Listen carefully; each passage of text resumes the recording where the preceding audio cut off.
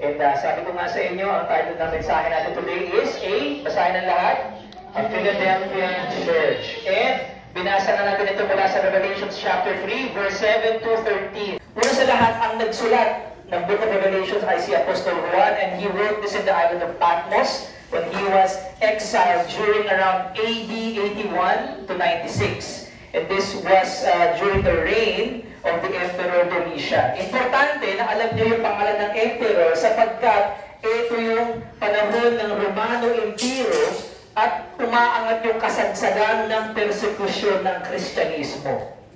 Okay? Ibig sabihin yung konteksto ng liham na ito ay sa loob ng matinding paghihirap at nagbabadyang mas matinding paghihirap pa. And the recipients of these letters are the churches in Asia Minor, modern Turkey. And the purpose and theme is to prepare the churches for resistance against Christianity. Yung mga taong tutuligsa sa kanila, and yung prophecy or to prophesy the events leading up to the second coming of Jesus Christ and the kingdom of God. Ang genre ng Book of Revelations is apocalyptic. Sabihin nga ng lahat, apocalyptic. Ayan. So, apocalyptic, it speaks of the last things, eschatology. And mababasa natin in the first chapter, ang libro ng pahayag o Apokalipsis ay mula sa pangitain na ipinakita ng Panginoong Jesus kay Apostol Juan na nagbibigay ng propesiya sa mga mangyayari in the near and distant future, even for the end of the world. Makikita ninyo, no, isinulat ito at the end of the first century. Anong taon na? 2024. That is almost 2,000 years ago. Sa pamamagitan ng isang anghel, nagbigay ng mensahe ang Panginoong Jesus sa panahon ng kahuli-hulihang apostol na si Juan para sa mga simbahan sa Asia Minor. Ito yung Ephesus, Smyrna, Pergamo, Thyatira, Sardis, Philadelphia at Laodicea. Kalakipang kabuuan ng libro ng pahayag. So, the Book of Revelations was originally sent to 7 churches with different introductions. Specifically dun sa simbahang makakatanggap ng liham.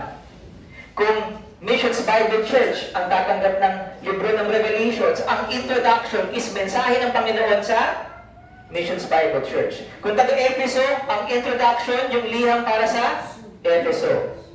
But this is a circulatory letter. Ibig sabihin, pinaiikot yung librong ito. And so nabasa rin ng ibang simbahan yung mensahe ng Diyos to the specific churches. Ibig sabihin, we are reading someone's letter. And we are reading the letter of Jesus Christ to the church in Philadelphia. Because it also applies to us today. That said, let's turn the pages of our Bibles to chapter 3, if you have it with you, and read the word of Christ to the church in Philadelphia. So in the opening verse of chapter 3, immediately pinaabot ng Panginoon ang kanyang mensahe sa anghel ng simbahan. Ang salitang anghel or angelo ay mula sa wikang Griego na siya rin ginagamit para sa mga taong inatasan na maging mensahero or literally kartero, a mailman ng isang lokal na simbahan sa panahon na iyon. At kadalasan ito ay isa sa mga pastor ng kanilang kongregasyon na siya ring tagapagbasa at tagapagturo ng salita ng Diyos para sa kapatiran. Pinapakita nito ang pagkakaayos at pamumuno ng simbahan ay isang bagay na mula sa Panginoon at hindi lamang sa tao. There is order in the church according to the Lord Jesus Himself. And FYI, alam niyo ba na ang salita o ang pangalang Philadelphia is a Greek compound word meaning phileo, meaning love, at adelphos, meaning brother. So, figuratively, pinapaalala sa atin na ang Kristiyanong simbahan na isang komunidad ng mga tao who love one another as brothers in the family of God through the love of Christ. Sabihin nga ng lahat, Philadelphia. Sabihin nga natin, brotherly love. Brotherly love. Unlike the other 6 churches addressed in the book of Revelations, for the church of Philadelphia, Jesus chose to introduce Himself by way of 3 key characters or attributes unique only to God. Ito yung pagiging banal ng Diyos, pagiging totoo ng Diyos, at pagiging soberanya ng Diyos. And in this way, pinapakita ng Panginoong Jesus yung commendable characteristics ng simbahang ito. And the reward that Jesus means to bless the church in Philadelphia, which we will see sa mga sumusunod na versikulo. In verse 7 it says, "And to the angel of the church in Philadelphia write the words of the Holy One, the true One, who has the key of David, who opens and no one will shut, who shuts and no one opens." Kapag sinasabi natin na si Jesus ang Holy One, True One, and has the key of David, this is to claim that He is God. Since these are unique attributes of God, no one can claim to be holy or true or sovereign except God. To be holy is to be divinely unique and morally pure or perfect sa lingwahe natin. To be true refers to the absolute mediation of Christ as the only way. Sabihin nga rin lahat, only way. Only way. The only way, the truth and life to salvation. And in having a personal relationship with God through Him. And to have the keys of David makes Jesus the King, not just of Israel, but all of God's creation, especially of God's people. Jesus is the rightful King, the King of Kings, over His angels and over His entire kingdom. Jesus the Christ, the Son of God alone, is the perfect image of God the Father and the Holy Spirit. And only through His saving power in the gospel and authority to judge us. He alone can judge us. Can we either enter or be rejected to enter the kingdom of heaven according to His judgment? For some, that is a good thing. But for some, that is a terrible thing. I know your works. Behold, I have set before you an open door, which no one is able to shut. I know that you have but little power, and yet you have kept my word and have not denied my name. For His first address, Jesus says, your works, ang inyong mga gawain.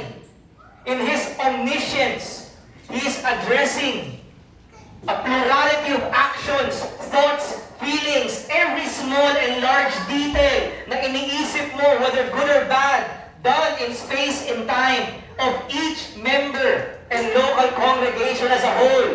Jesus sees and hears everything.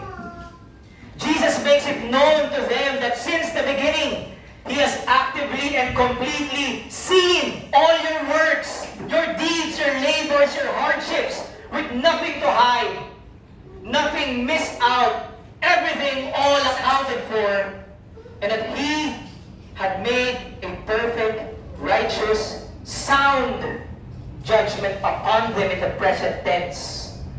And not for punishment, but reward.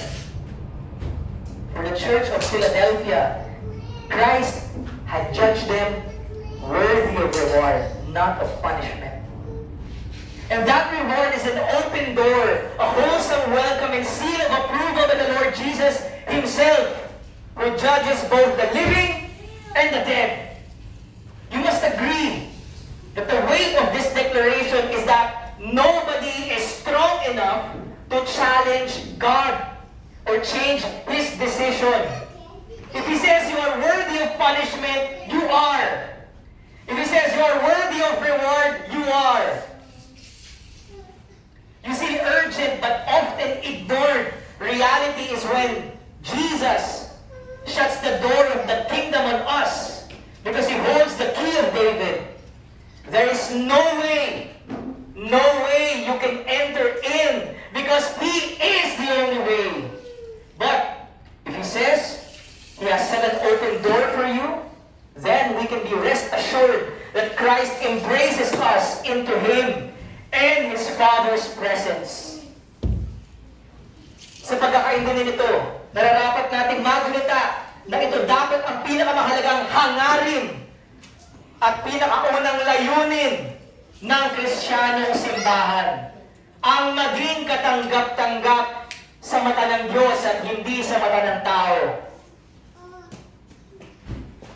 Strangely, what makes the Church of Philadelphia adequate for the Lord is not their power. Sinasabi ng teksto, yet you have kept my word. That is, despite what you are lacking, it did not stop you from keeping God's word. The word or logos of God pertains not just to the gospel or to the Bible as the source of our beliefs and practices. It pertains sa kabuuan, to the fullness of Christ. Because Scripture says we have the mind of Christ. And we should live by the mind of Christ. Remember, sa ating serye na spiritual na regalo, that power or dunamis simply means ability. And can come from or refer to a lot of things. So contextually, it could be either material wealth, kayamanan, numero o dami, popularity or fame, or extravagance of acts, and even miraculous giftings, or all of it. These are not the works or qualities of an imperfect church that makes you adequate in the eyes of God. Hindi ka tinatanggap ng Diyos because of your power or sources of power. Instead, Jesus reveals that it's because you have held tightly, guarded, and kept closely to His Word. The Philadelphia church have not denied the name of the Lord. To them, His name remained the name above all names.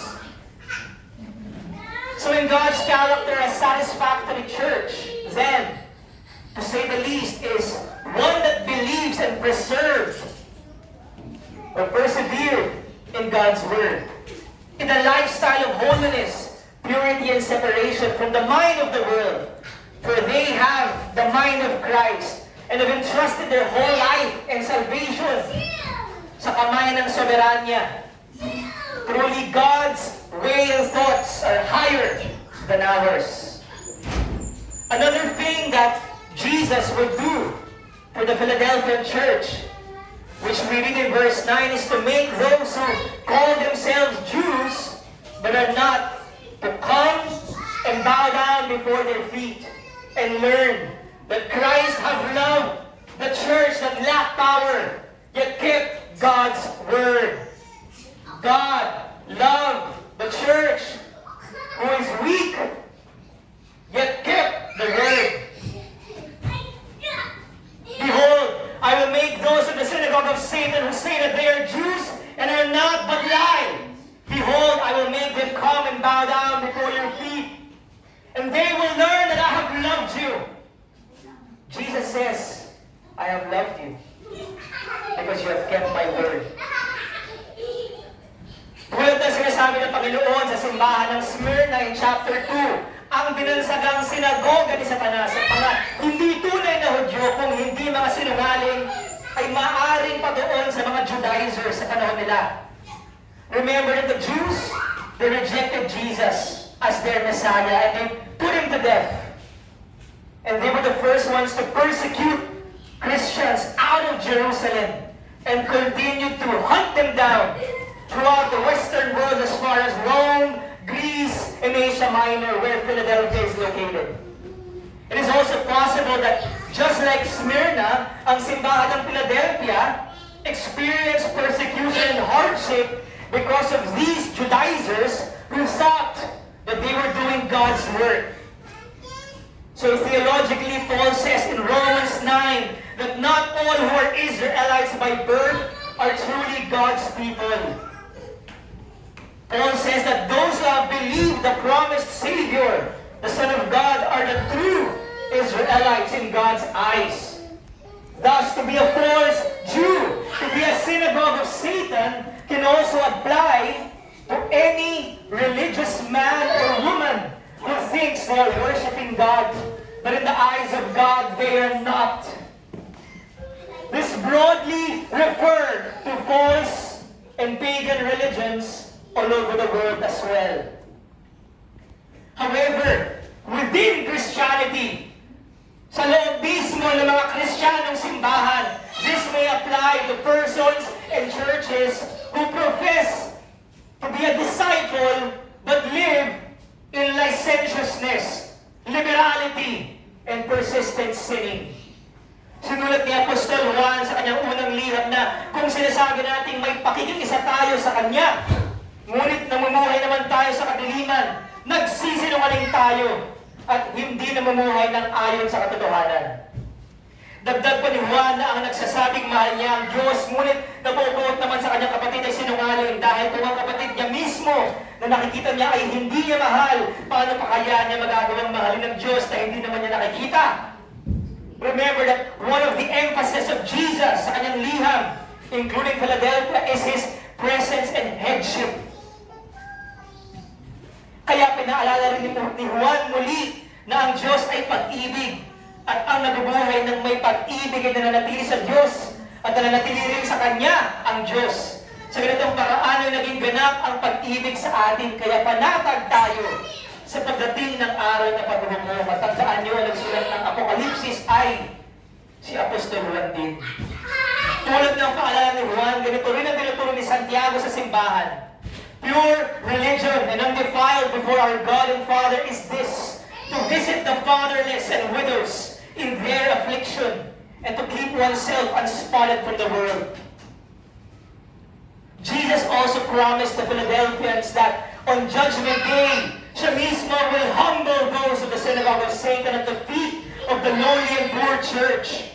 So this will imply that those who falsely claim to be worshippers of God by mouth could have also shown disgust and acted proudly against the low and weak church, condemning them for their faith in Jesus as grounds to be hated by God, as observed in the things they lack and suffer.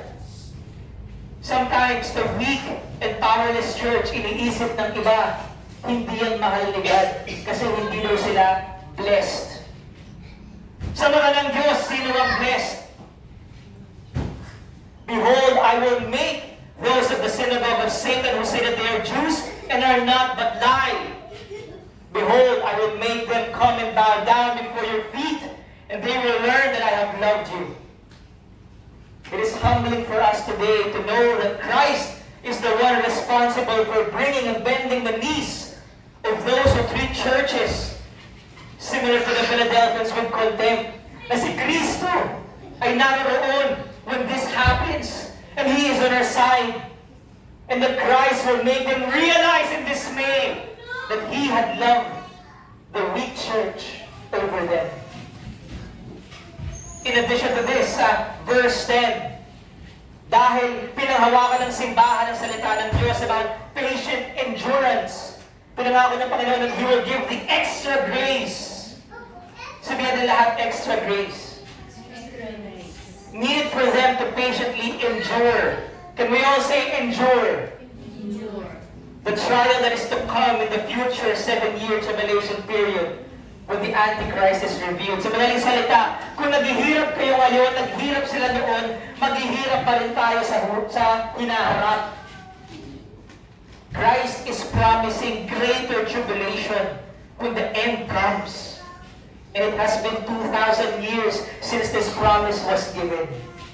The Lord did not say that the church will never go through hardships, even when the world ends. He prepares us, rather, for what is to come, and assures us that He will sustain your faith, our faith, so that we can go through it victoriously.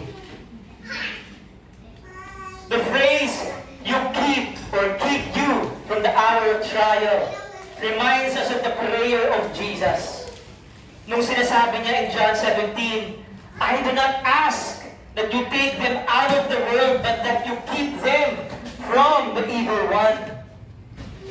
Nangangahulugan that Jesus means He will keep them from the hour of trial, from being tempted.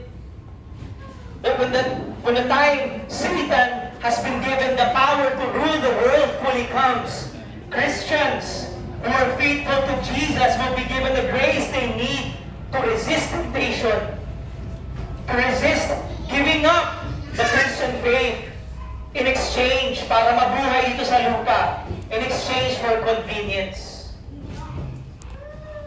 The true worshipers of God are not of the world, just as Jesus is not of the world. We do not participate in the affairs of the world.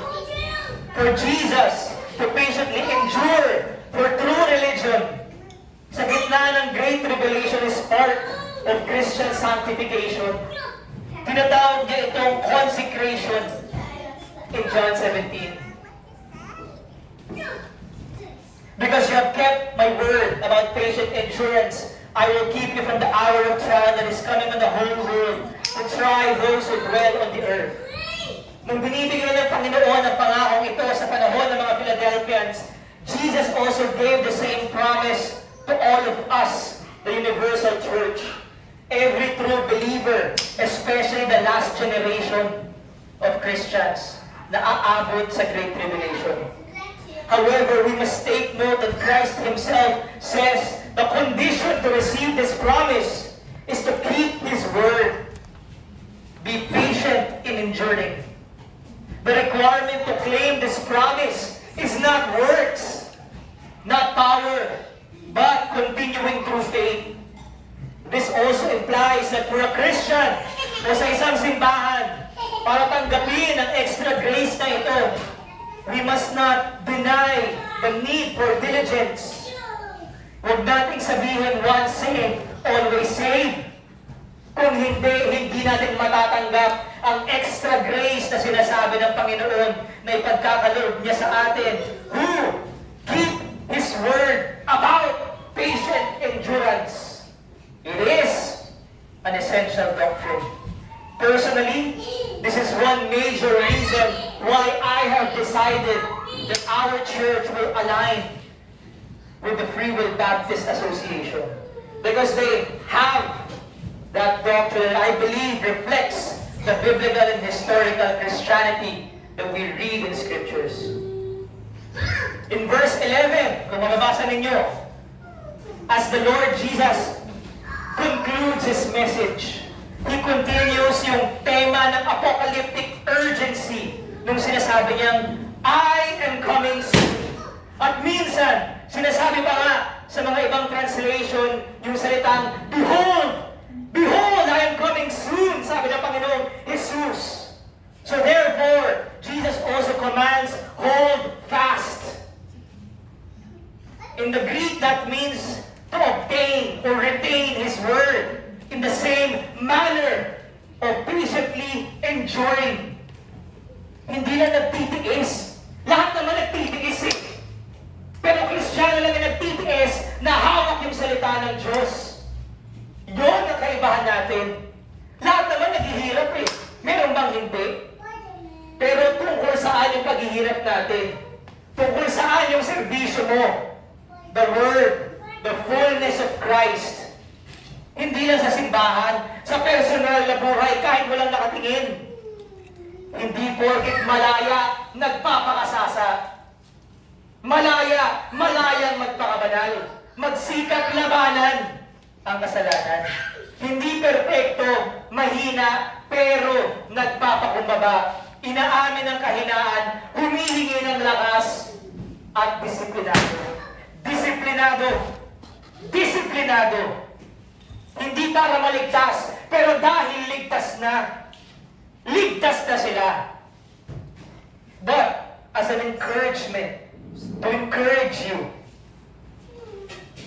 Jesus promises us a crown to lay hold in a distant future, which all Christians are to receive. This crown refers to the time when Jesus in His judgment seat will award and honor all believers glory, righteousness, and eternal life, the fullness of your salvation. Sa gitna ng mga kakulangan at kawalan ng ating buhay dito sa lupa, you expect glory and honor. And that Jesus has promised to those who patiently endure, keeping His word. In verse 12 na parehong verses, natatagpuan natin yung titulong conqueror. Sabihin ng lahat, conqueror.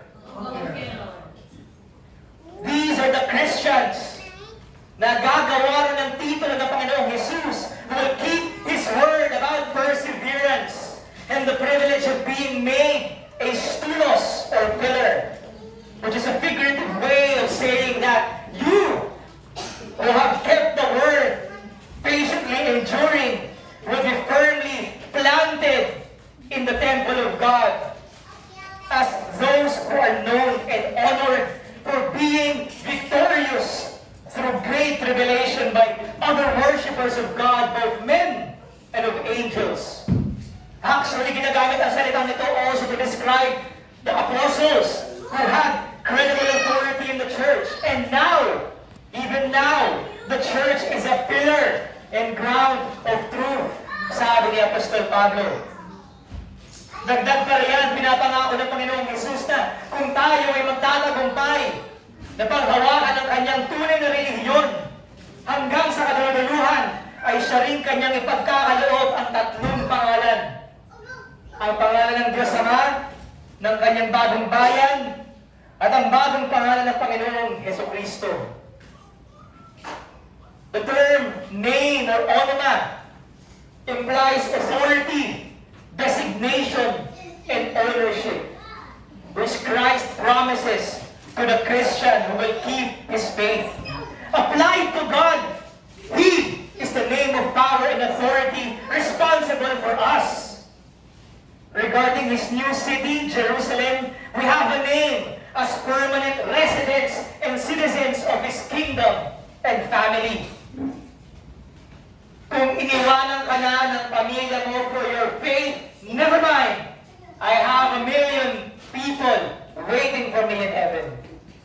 And on Christ's new name, contrary to His earthly body, we will know Him in His fullness, His glory, His majesty as my owner, as our owner and master, the one you sacrifice your life for, the King of God's people. The King of God's people. Lastly, in verse 13, just like in the Gospels, nagtatapos sa Panginoong Jesus sa kanyang maikling mensahe para sa simbahan ng may paghihimo sa tagapagbasa at tagapakinig na kung sino ang may tenga para makinig, makinig, pointing to the spiritual ears of our hearts and souls to discern and understand. Sino ang bingi rito? Sino ang bulag? Kung wala, makinig at tumingin sa katotohanan. What are you waiting for? In hell, there is no second chance. Even though the message is given to Philadelphia for their commendable example of true religion, the conditions, promises, and warnings are readily available for those who have ears to hear and eyes to see, especially to all true born-again Christians. Whether you are convicted of sin or confirmed in your faithfulness, whether you are rebuked or encouraged today, the message is clear, and it is for all the churches who can hear in all places and in all time. Sa ating pagtatapos, I just have a few words for us as I summarize yung pwede nating matutunan sa maikling mensaheng ito. Una sa lahat, Jesus is the holy, true, and sovereign ruler of the church. He knows all things and judges His people perfectly according to every deed. Hindi ikaw ang huhusga kung pasado ka ba o hindi. Hindi yung ibang simbahan ang huhusga kung pasado ka ba o hindi. Hindi yung mga tao sa paligid mo na ayaw sumunod sa Diyos ang huhusga sa iyo kung hindi ang Panginoon. And so that is the only judgment that matters. For some, they think, that's better. That's easier. Sabi nila, don't judge me. Only God can judge me. Kung gano'n, mga ka na. Because when God judges you, it's over. You cannot change it. So the question is, what is God's judgment on you personally and to our church? Susunod, true religion is to keep God's word and be persevering in the faith, composed of body and spirit, in a lifestyle of holiness and love. Only through Jesus do we enter in God's kingdom. Kung naririnig mo ang mensaheng ito, tapos na ba ang panahon ng mapapanggap na okay ka? Hindi ka okay. Alam namin yon. Alam ng Diyos yon. That's why He welcomes you to have true religion. Even for Christians, do not be so comfortable kung saan ka nakaupo. Even with the peace that you have with God through Christ, your journey, your battle is not yet over. The lack of wealth, numbers, fame, extravagant acts, and giftings, mga kapatid, does not mean the lack of God's love and welcome. Rather, the opposite.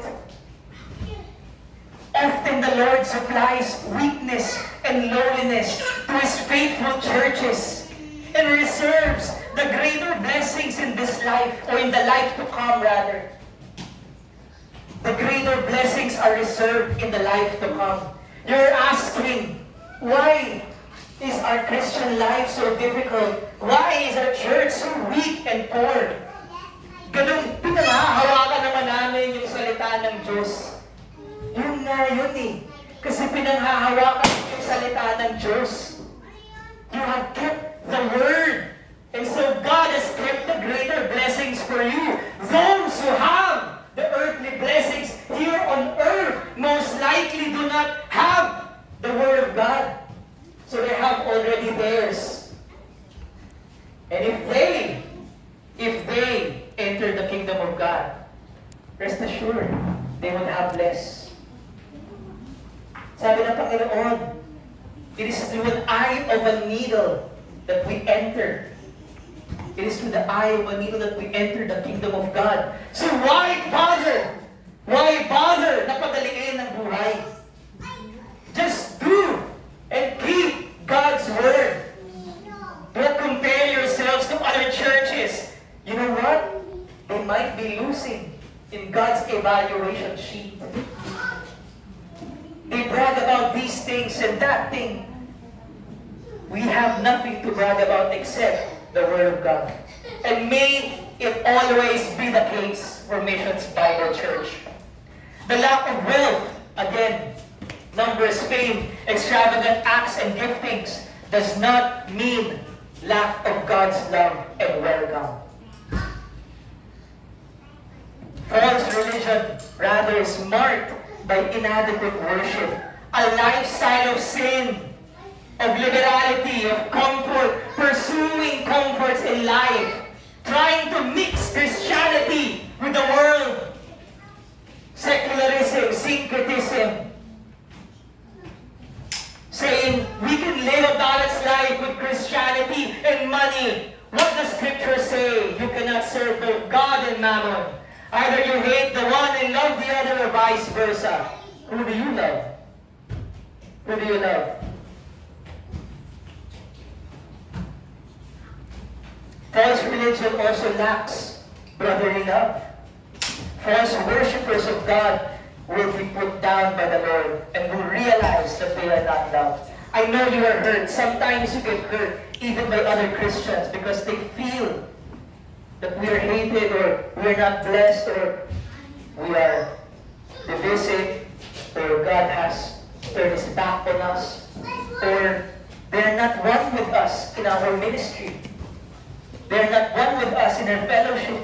They don't want to commune with us.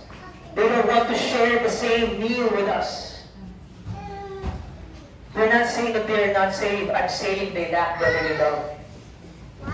And they will receive a different message from the Lord.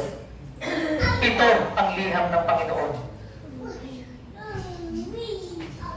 False worshippers of God will be put down by the Lord, and they will realize that they have not loved their fellow brothers. Lastly, the hour of great tribulation is at hand. Jesus is coming soon, at a time we least expect. And for those who patiently endure, will receive further grace to conquer through, and receive a crown of honor, a privileged position, among godly men and angels, and permanent residency in the new heavens and earth. This promise is for all true worshippers in every nation, for all generations. Sometimes Christians desire so much eternal security on this lifetime, here on earth, and they forget that Christ is encouraging, warning us, exhorting us to continue in the faith, that we should not let anyone steal or hinder us from receiving our crown. They think, I'm saved. There's nothing else to do. We should just enjoy the blessings of God. You are a fool. Today, sabi ng Panginoon, sa rich fool, your life will be taken from you. Sinong kukuha o tatanggap ng mga kayamanan mo?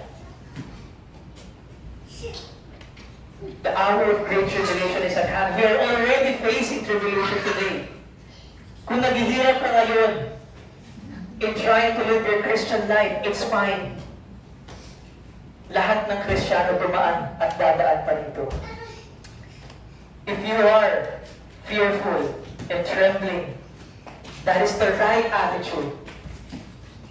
It is a command to work out our salvation with fear and trembling. Because we have to continue. We have to fear the Lord. We have to persevere in faith.